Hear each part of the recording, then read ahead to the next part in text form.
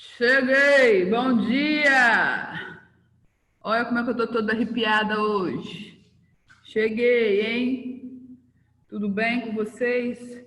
Gente, olha como é que a quarentena, meu cabelo tá crescendo. Meu cabelo já tá quase metade das costas, vocês acreditam? Quando eu voltar, vocês vão falar assim, nossa, Marcela tá mais bruxa do que nunca.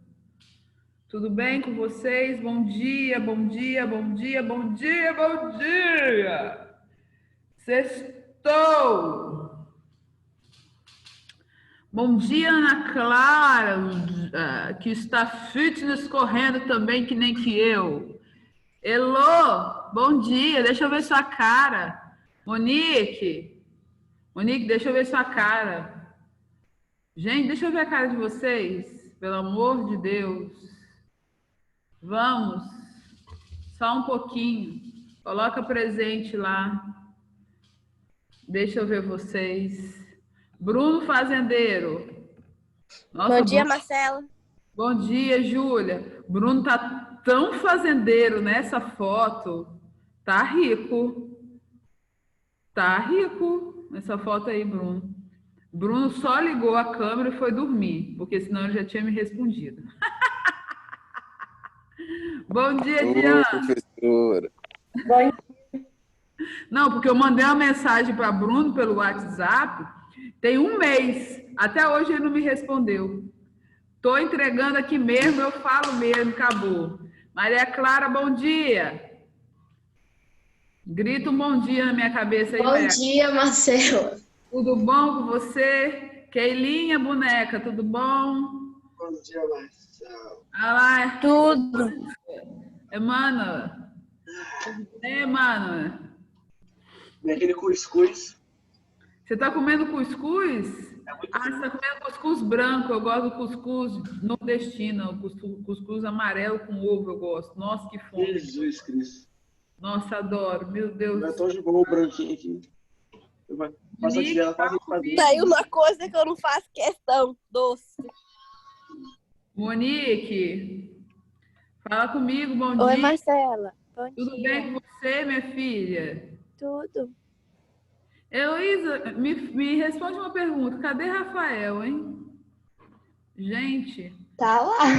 É um caso perdido.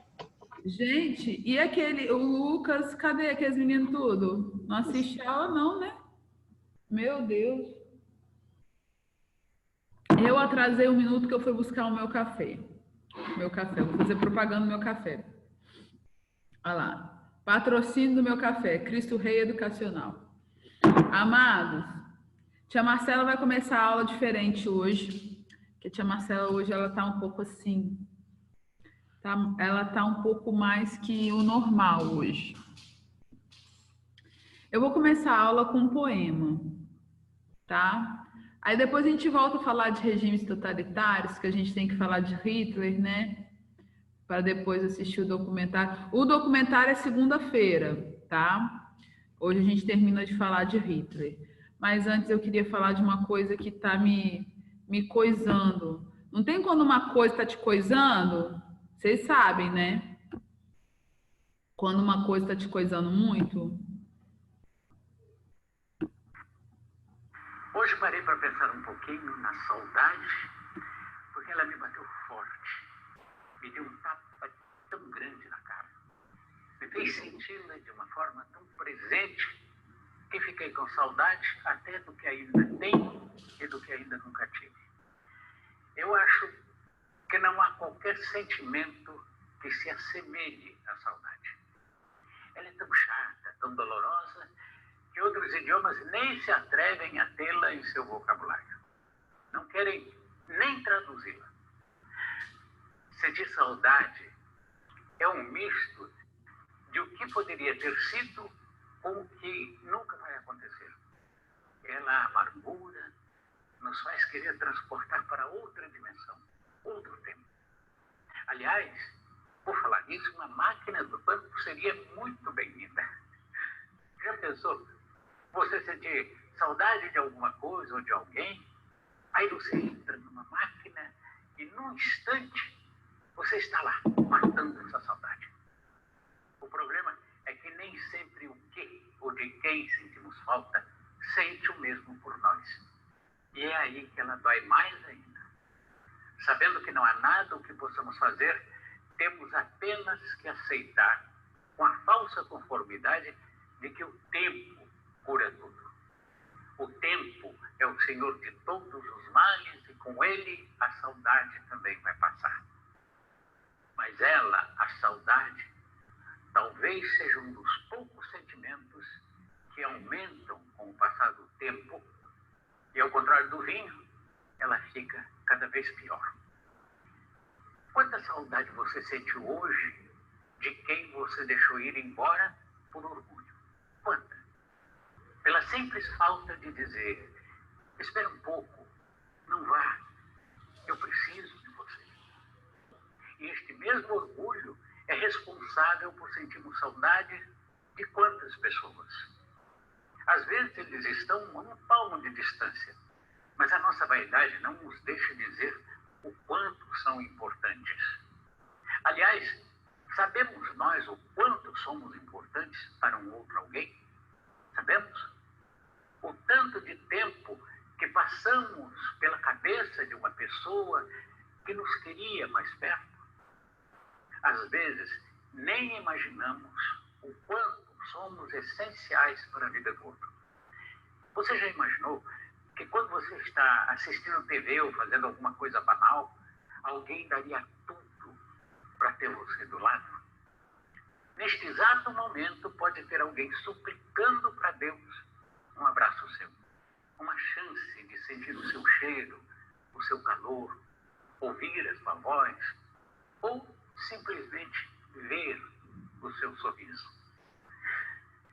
É estranho pensar que possamos ser a saudade de alguém e que temos o remédio para acalmar um coração alheio.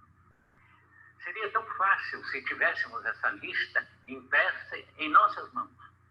Uma lista de pessoas que nos querem perto e assim poderíamos saber exatamente a quem procurar. O problema é que essa lista não existe e aí as coisas começam a ficar muito complicadas.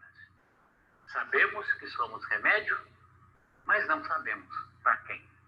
Assim como muitos não sabem que são o nosso remédio, porque eles também não têm uma lista onde está lá escrito o nosso nomezinho. Eles também não fazem ideia de que são a calma que nós tanto procuramos. Infelizmente, há saudades que vão nos acompanhar até a morte, mas há saudades que podem ser curadas como no passe de mágica. Então, que tal deixar a vaidade e o orgulho de lado e nos incluirmos na lista de alguém?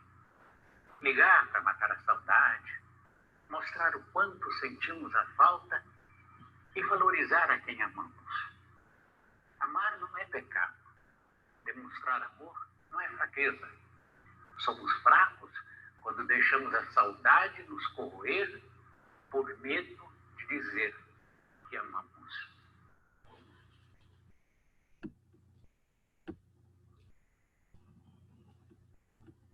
Mercado Livre. Encontre a Smart TV que seu pai merece com desconto.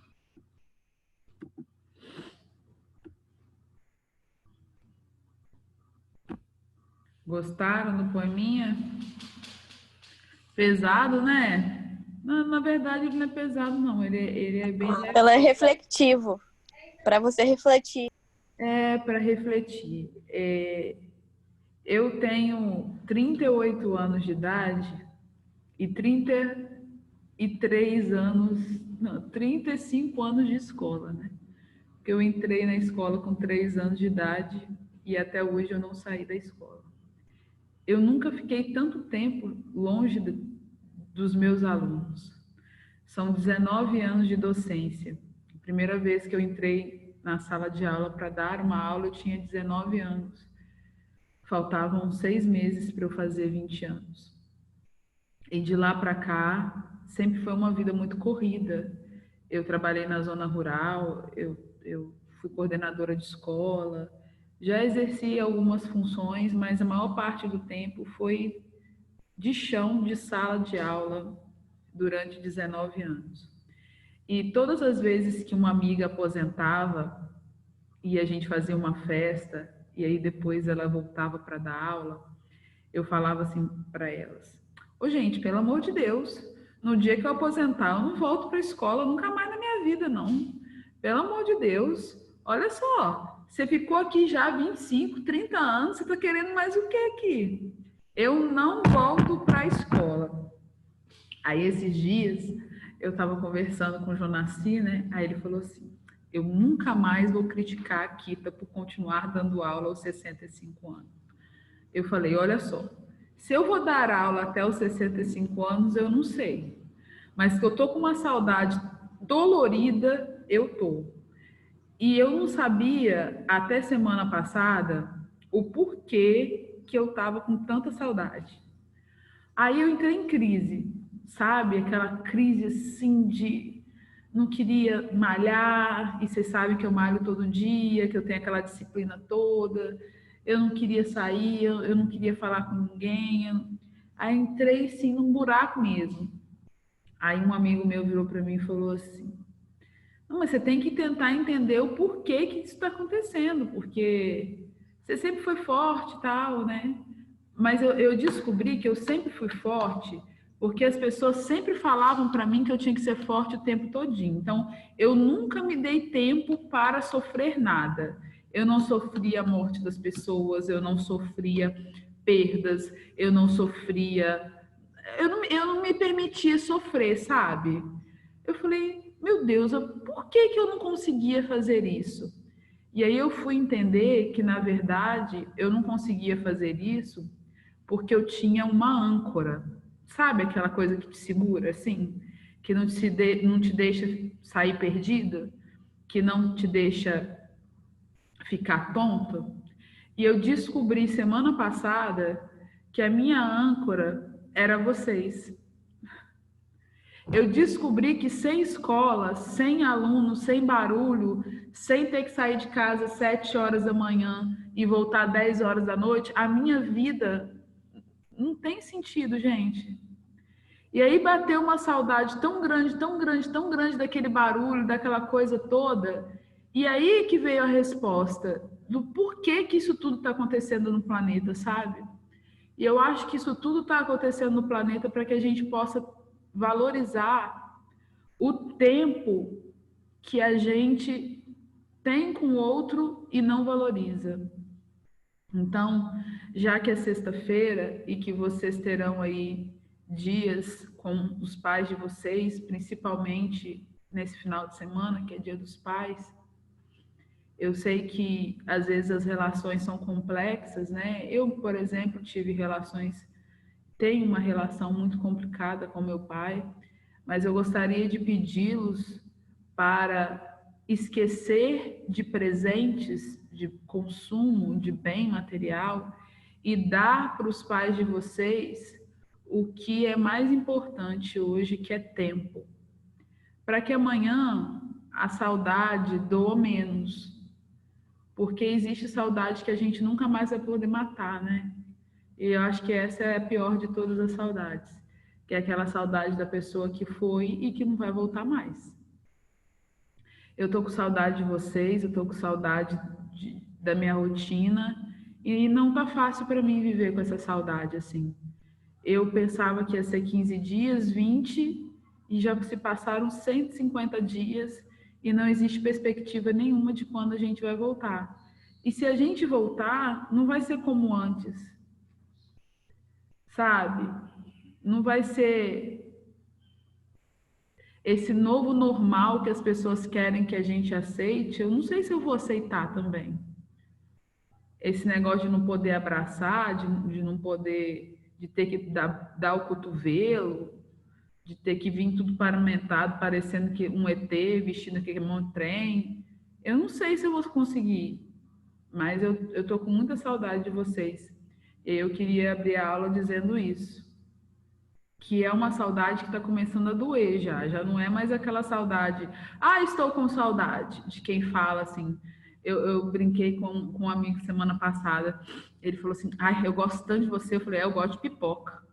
Aí ele falou assim, você está comparando o meu gostar por você de gostar de pipoca? Eu falei, porque gostar não é uma coisa que enche a boca. O que enche a boca? Amar. Gostar não enche a boca, gente. Eu gosto de pipoca, eu gosto de creme de cabelo. Amar é diferente. Eu queria dizer que, da mesma forma que ele acaba no final do texto, que a saudade é amor e que de formas diferentes, obviamente, existem espíritos que se encontram e que se dão bem e que a gente olha e fala assim, porra, eu gosto pra caramba dessa pessoa, vou gostar para sempre. Ah, eu amo vocês de forma diferente e eu queria muito, muito, muito, muito não estar sozinha nessa sala agora. Eu tô na sala de vocês e eu tô sozinha. E eu queria muito que vocês estivessem aqui. Tá bom? Só isso. Vamos começar a falar de Hitler agora. Se eu conseguir, né? Porque a professora anda um pouco assim. A professora tá um pouco, sei lá. Não sei dizer, mas a professora tá. Queridos, Maria, vamos falar da educação de Hitler. Eu acho que eu mais sinto falta é dos gritos da Maria, das gargalhadas. Ai, gente, saudade de crise de riso no meio da aula. Gente, das suas gargalhadas. Cara, em algumas perguntas, eu contava 3, 2, 1, Maria falava alguma coisa. Maria, eu adoro gente sarcástica. Eu adoro o seu deboche. Eu preciso te falar isso. Pronto, falei. Gente, são vocês mesmo. Eu adoro gente sarcástica.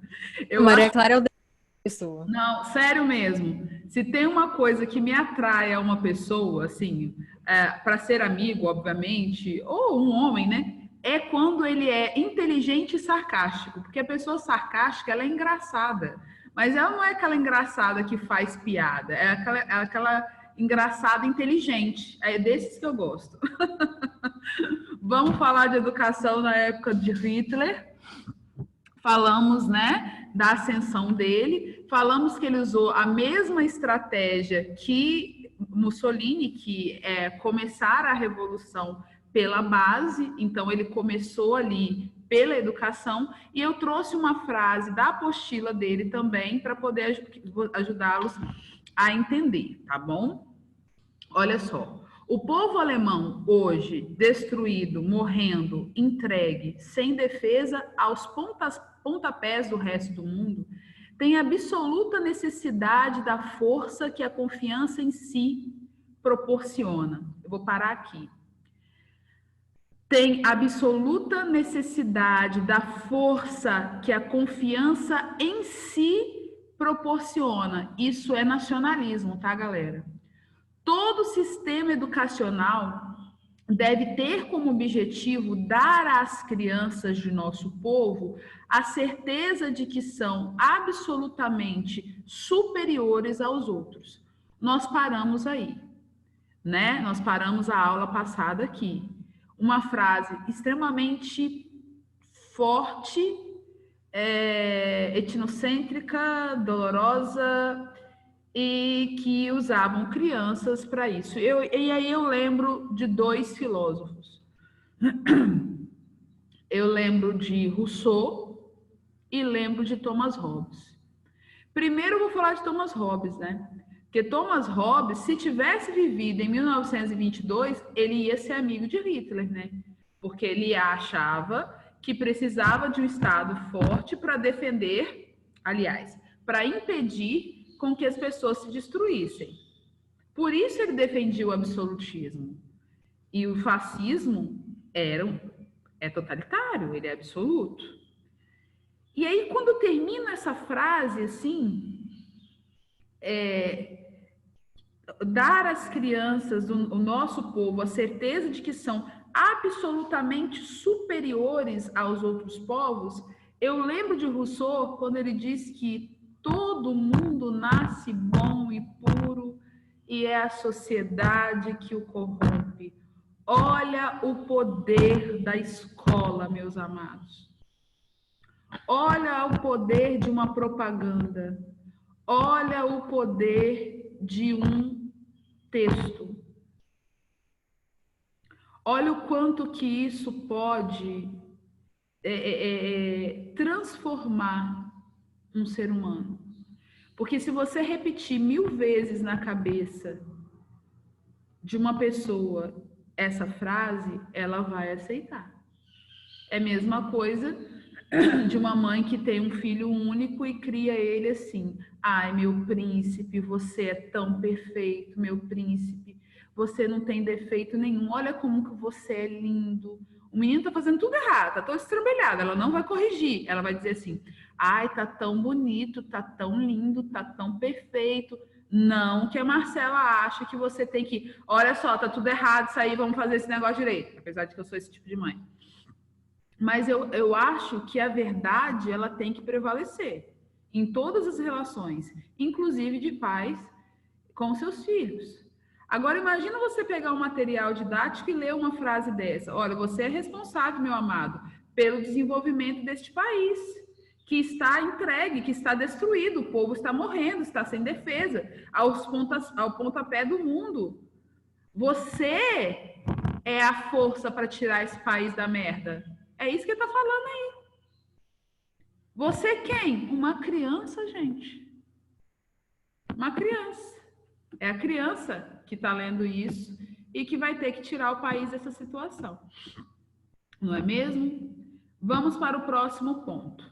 Como que ele implanta isso? Mesma coisa de Mussolini. Propaganda, severo controle das instituições educacionais por meio de comunicação, violência contra seus adversários. Em 1934, isso aqui é revisão, nós falamos na aula passada, né? Em 1934, ele assume como chanceler, depois da morte de Hindenburg, do jeito que quiser falar. E aí ele ganha o título de Führer. Führer quer dizer chefe supremo, né? Então, lembrando, lá na Itália, Mussolini ganha o título de Dulce e na Alemanha, Hitler ganha o título de Führer. E aí, aquele sinal que hoje é proibido na Alemanha, mas que tem brasileiro fazendo isso na frente do Congresso Nacional. Mas nós vamos repetir aqui, aquele sinalzinho que levanta a mão assim, que não pode fazer. Se você levantar a mão assim lá na Alemanha, você pode ser preso, sabia? E se gritar Führer, então, aí é cadeião mesmo, não pode. Por quê? Porque eles admitem que fizeram na história e que isso não pode ser destruído, aliás, se repetir. Características: rígido controle sobre os diversos setores da sociedade alemã, censura política, sistema educacional, nós já falamos, professores da Liga Nazista, falei na aula passada, o professor que não se adequasse ao sistema militarista educacional, pautado nas características nazistas, não poderia continuar dando aula, tá? A juventude hitlerista, né, que nós falamos que também existia dentro do Estado de Mussolini, né? Uma propaganda da ideologia nazista entre a população em geral por meio de discursos de Hitler para a multidão. Eram discursos que aconteciam tipo de 15 em 15 dias, às vezes semanalmente, né? Onde havia o consolo. Eu falei sobre isso na aula passada, eu vou repetir agora. Os discursos de Hitler eram discursos consoladores, discurso para pessoas que estavam vivendo um mundo pós-guerra e um mundo com uma crise econômica imensa. Eu estou sentindo dor. Eu vou dar um exemplo, mas eu gostaria que vocês entendessem esse exemplo sem pensar em nenhuma igreja, ok? Vou dar um exemplo. Eu perdi muitas coisas, perdi parentes, eu estou com uma dor absurda, aí uma médica, uma amiga vira para mim e fala assim: vai lá na igreja tal, conversa com fulano de tal que ele vai te ajudar. Chega lá, essa pessoa tem um dom da palavra maravilhoso e ele vai falar coisas maravilhosas para você, ele vai mostrar textos que vai te consolar e você vai sair de lá extremamente aliviado, na certeza de que algo supremo vai te tirar daquela situação. Acontece que quando eu conto essa história para você, o algo supremo que vai me tirar dessa situação é Deus, correto? E aqui, o algo supremo que ia tirar a multidão daquela situação era Hitler. Deu para entender o poder que esse homem atinge? Porque muitas pessoas, quando vão estudar o nazismo, elas falam assim, mas como é que essas pessoas acreditavam nesse homem, gente? Como é que pode esse homem ter conseguido fazer tanta coisa? Gente, as pessoas ou elas vão pelo amor ou elas vão pela dor, não tem outra coisa. Se você está sentindo uma dor imensa, desempregada, com fome, 4 filhos para criar, abre a janela, a cidade está toda destruída, vem uma pessoa e fala que vai salvar tudo, você não vai acreditar nela? Você segura na mão e vai. Acabou, né? Publicações do partido, grandes espetáculos criados para influenciar a opinião pública. Na economia, o que ele faz? Ele busca a reabilitação do país. Essa prática foi comum em várias partes do mundo após a Segunda Guerra Mundial. Inclusive, a partir da década de 60, no Brasil também. Vocês estudaram no 9º ano, na ditadura militar, civil-militar no Brasil, um pacote econômico chamado Milagre Brasileiro. Não sei se vocês lembram disso. Que é quando o governo federal usava a grana do Estado para construir obras públicas para dar emprego para as pessoas, e aí eles construíram obras imensas, como a Ponte Rio-Niterói, né? A Estrada de Santos. Tem várias obras, algumas não acabaram até hoje, como a Transamazônica, mas não é esse o assunto. O assunto é que, tanto nos Estados Unidos, quanto na Inglaterra, quanto na França, eles resolveram construir, investir em obras públicas para dar emprego às pessoas, para essas pessoas voltarem a consumir. O que Hitler fez? Ele estimulou a agricultura, que era uma das características de certas regiões do território alemão. Ele investiu na produção industrial, principalmente na indústria bélica, além da construção de obras públicas, porque lá no documentário que nós vamos assistir, você vai ver que ele investiu muito em obras públicas. Aí você vai perguntar assim para mim, como que ele investiu em indústria bélica se ele estava proibido? Ele estava proibido. Lá no Tratado de Versalhes dizia que ele estava proibido. Ele foi lá e quebrou o Tratado de Versalhes e falou assim, olha só, meu povo está passando necessidade, eu preciso dar emprego para eles, eu vou investir nisso. E foi. E começou. E aí, falamos também na aula passada, ele precisava investir em novas tecnologias, ele fez isso. Essas novas tecnologias foram testadas, né? E nesse teste de novas tecnologias, ele precisava de um lugar para realmente saber se tudo que ele estava criando estava dando certo. E é aí que acontece a Guerra Civil Espanhola, que é um marco triste da história. O governo de Franco era um governo de características tradicionais de direita, com características totalitárias, que se sentiu ameaçado por outros grupos. Nesse momento, a Espanha estava dividida em 2 grupos, um grupo de republicanos liberais socialistas, que eram contrários aos de Franco. Quem que Franco apoiava? Os monarquistas fascistas tradicionais. Né? Então, Franco, o que faz? Ele pede ajuda a Hitler. E Hitler, obviamente, vai ajudá-lo. Né? Então, o que ele faz? Ele envia para lá a Força Aérea Alemã com as suas armas mais poderosas. Né? A Luftwaffe com suas armas mais poderosas. Tudo isso aqui eu falei com vocês na aula passada. Falei, inclusive, da tela de Pablo Picasso, que é essa tela que está na ONU hoje, uma tela que tem inúmeros significados. Você pode estudá-la e aprender muito com ela. A tela muito bonita, né, de uma fase importante da história dele. Picasso, depois que pintou essa tela, prometeu nunca mais voltar na Espanha enquanto Franco estivesse lá. E Franco governou a Espanha até 1975, ok? Agora a gente vai falar um pouquinho de Franco Salazar. Desculpa, Antônio Oliveira Salazar. Estava falando de Franco agora. Salazar foi ditador totalitário também em Portugal. E aí, eu acho muito bacana contar a história dos países que viveram totalitarismo. A Espanha hoje é uma monarquia. Acabei de falar da Espanha. Eu não sei se vocês perceberam, mas se vocês estão acompanhando, o rei da Espanha, ele largou o seu trono para o seu filho.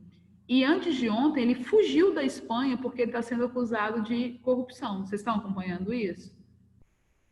Então, a Espanha, nos próximos meses, ela pode passar por um rebuliço também. Porque como assim o rei fugiu? E como assim? Né? Depois de viver regimes totalitários também. Então, a história espanhola também é uma história frágil, né? Agora, em Portugal, Salazar assume em 1932. Ele assume 7 anos antes da Segunda Guerra Mundial. Então, ele assume Portugal num período de muita crise, porque eles estavam vivendo as consequências da Primeira Guerra e da crise de 1929. Quando ele assume como conselheiro dos ministros, que é um cargo similar ao primeiro-ministro, tá? Concentrou-se, então, todos os poderes, conduzindo a vida política do país como chefe do governo até 1968, quando se afastou por problemas de saúde. A democratização política de Portugal desenvolveu-se somente 4 anos após a morte de Salazar, em 1970, com a Revolução dos Cravos, em 1974. O que acontece aqui? Ele se afasta em 68, mas os líderes que governaram Portugal após o afastamento dele eram indicados por ele, que era um ditador, ok? Em 1974, Portugal vive o que nós chamamos na história de Revolução dos Cravos, que é quando as pessoas vão para a rua pedir pela democracia. E é aí que acaba o totalitarismo em Portugal. Por isso que eu falei, olha, ele governa até 1974. Por quê? Quem jogava as cartas e dizia quem iria, né, era o partido totalitário. Então, o totalitarismo só acaba em 1974, ok? Uma coisa que eu queria falar para fechar a aula. O Brasil também viveu isso. O Brasil viveu o integralismo num período chamado de Estado Novo. Tem perguntas no chat? Não? O período de Vargas, o período de Estado Novo, que é um golpe que Vargas dá depois de uma tentativa de Luiz Carlos Prestes, chamado Intentona Comunista. Ele tenta assumir um governo no Brasil, porque Vargas tinha um governo extremamente autoritário, antes mesmo do Estado Novo. E aí Vargas dá um golpe de Estado chamado Plano Cohen, onde ele censura, estabelece uma nova Constituição, que é a Constituição baseada na Constituição polonesa, chamada Polaca. E aí nós começamos a viver um período triste da nossa história, graças à influência de um homem chamado Plínio Salgado, que era um integralista, era um fascista e acaba ajudando Vargas a implantar um regime de caráter fascista no Brasil, que dura entre 1937 e 1945, quando Vargas sai do poder. Para fechar a aula, eu gostaria de falar uma coisa para vocês. Nós estudamos o fascismo na Itália, o fascismo na Alemanha, em Portugal, na Espanha e no Brasil. Existe uma diferença entre esses estudos. Se você perguntar para qualquer brasileiro que terminou o ensino fundamental ou ensino médio, qualquer não, a cada 10, 7 vai te responder isso. O Brasil já viveu o fascismo? O Brasil viveu um regime de caráter totalitário? Não. O Brasil viveu uma época chamada de ditadura militar, que eles não vão usar a expressão civil-militar. Eles vão ditadura militar, mas esse negócio de ditadura aí é inventado por artista, por historiador. Esse negócio aí não existiu, não. Muita gente vai falar isso. Mas por que eles vão falar isso? Porque tudo o que aconteceu no Brasil, tanto no período fascista quanto no período ditatorial, foi destruído, queimado, escondido, arquivado. Não existe no Brasil um museu da ditadura.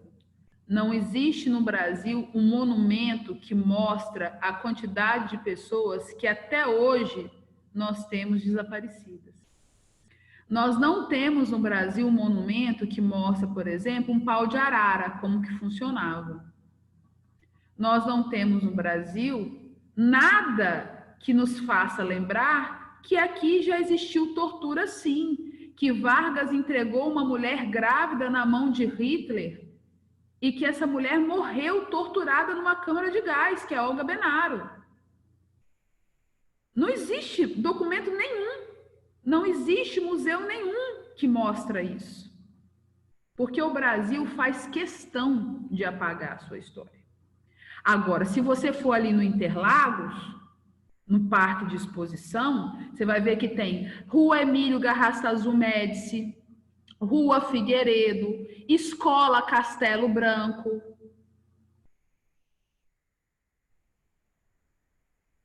Que foram homens que perseguiram, mandaram matar e torturaram muitas pessoas. Bem-vindos ao mundo da Alice no País das Maravilhas, né? É o Brasil. Agora, vamos pensar no caso da Alemanha? Se você quiser agora pegar um avião e visitar um centro de concentração onde as pessoas foram torturadas, você vai conseguir fazer isso. Um campo de concentração. Tanto na Polônia, quanto na Áustria, quanto na Alemanha. Se você sair daqui agora e quiser ir na França, conhecer o lugar onde aconteceu o dia D e ver as armas lá no mesmo lugar, desde 1944, você vai encontrar as armas lá no mesmo lugar. Ontem foi aniversário da queda da bomba de Hiroshima, depois de amanhã de Nagasaki. Ontem, o Japão parou para lembrar da bomba, mesmo que passaram décadas. O Brasil lembra de quê? Do 7 de setembro, que todo mundo acha que foi Dom Pedro que fez, mas que na realidade foi feito no dia 5 por Leopoldina. Vida boa, não é, desse negócio? Por isso que nós precisamos estudar. Tão fácil alienar a população. Você sabe por que a gente precisa ver tudo isso e olhar?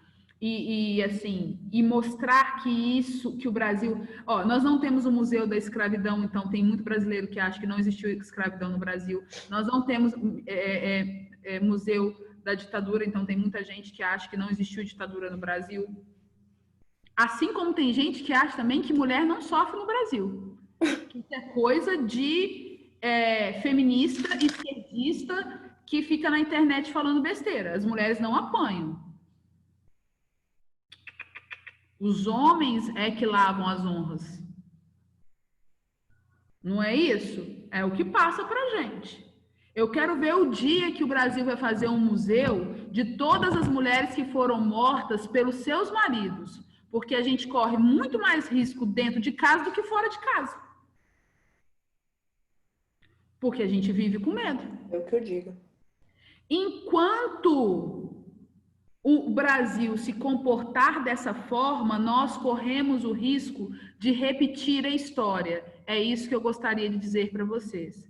A Alemanha nunca mais vai repetir essa história, porque lá é proibido simplesmente falar a palavra Führer e levantar o braço direito. A Alemanha não vai repetir essa história porque eles têm vergonha disso e porque eles aceitaram. Eles aceitaram a história deles. Nós, amados, não aceitamos a nossa história. Infelizmente, até hoje. Nós tanto não aceitamos a nossa história que professor é atacado por falar a verdade. Segunda-feira vocês vão assistir um documentário com imagens de Adolf Hitler falando e fazendo, não fui eu que inventei, onde vocês vão perceber que o discurso dele é muito parecido com o discurso que vocês estão ouvindo hoje. E não é só no Brasil, não. Não é só para o presidente do Brasil, não. É para o presidente da Venezuela, para o presidente dos Estados Unidos, que se criticam, mas é tudo farinha do mesmo saco. Falei demais. Fiquei estressada. Comecei tão romântica. Ô, Marcelo, Oi, meu amor. é verdade que quando você vai jurar bandeira no exército, tem que levantar a mão igual o Hitler? Não. O levantar a mão é o sinal de respeito. Ah, Tá. sim, entendi. Então, você precisa, na hora de jurar a bandeira, você precisa levantar a mão. Só que se você levantar a mão e falar a palavra Führer, na Alemanha não se usa isso mais por conta do processo histórico, entendeu? Uhum. Agora, por exemplo, o levantar a mão também pode ser sinal de protesto.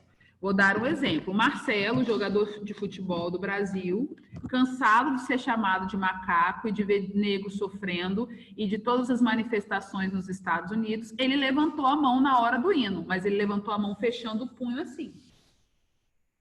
O que é isso aqui? Isso aqui é um protesto antigo que surgiu nas Olimpíadas da época do governo de Hitler, quando um negro venceu um alemão numa corrida. Esqueci o nome do negro agora. E aí, na hora de entregar a medalha, ele fechou a mão e levantou o braço. Tipo assim, foi eu, acabou, não tem para você, entendeu? Então, existem várias formas de você usar a sua mão para poder, no caso do juramento da nossa bandeira, não tem nada a ver com esse contexto. Querido, oi. Não, agora eu entendi, porque eu fiquei confusa que você falou, aí eu fui associar. Uhum. Segunda-feira, pode fazer um café da manhã para vocês aí nessa mesinha de estudo, que a gente vai assistir o documentário. No meio do documentário eu vou parar um pouquinho para falar algumas coisas, tá? Mas preparem-se para ficar chocados, tá? Porque Hitler é Hitler, né, amados? Não é uma coisa pequena, não é uma coisa de se brincar. Bom final de semana, tia Marcela ama, tá morrendo de saudade. Até segunda-feira, se Deus nos abençoar. Saúde, fique em casa. Tchau, Marcelo. Tchau, beijo.